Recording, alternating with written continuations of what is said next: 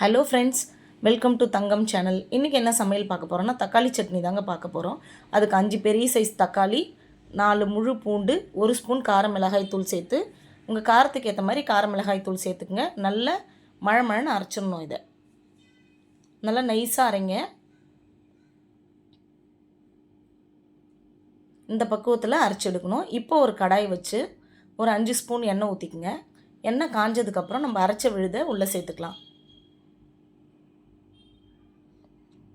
நல்லா கலரி விடும்போது கொஞ்சம் உப்பு சேர்த்துக்குங்க.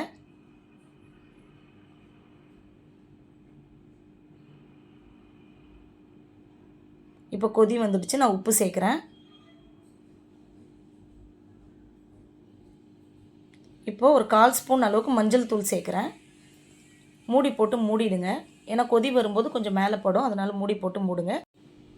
இடையில நம்ம கலரி விட்டுட்டே இருக்கணும்.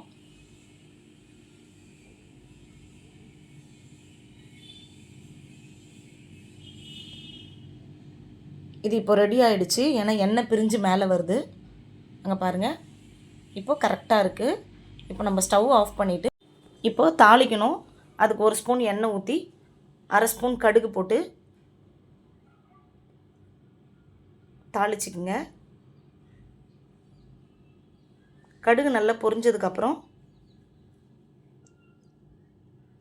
1 ஸ்பூன் அளவுக்கு உளுத்தம்பருப்பு சேர்த்துக்குங்க. முழு உளுந்து தான் நான் சேர்த்துருக்கேன். ஒரு பிடி கருவேப்பிலை போட்டுக்குங்க. நல்லா தாளித்ததுக்கப்புறம் நம்ம அந்த தாளிப்பை எடுத்து தக்காளி சட்னியில் கொட்டிடலாம். கொட்டிட்டு ஒரு 10 மினிட்ஸ் அப்படியே மூடி வச்சுடுங்க. அதுக்கப்புறம் பாருங்கள் எப்படி சட்னி இருக்குன்னு.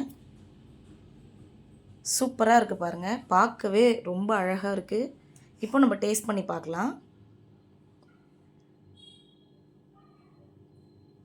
இந்த வீடியோ உங்களுக்கு பிடிச்சிருந்தா லைக் பண்ணுங்கள், கமெண்ட் பண்ணுங்கள், ஷேர் பண்ணுங்கள்.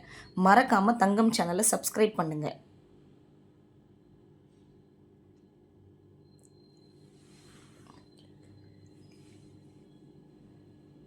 தேங்க்யூ.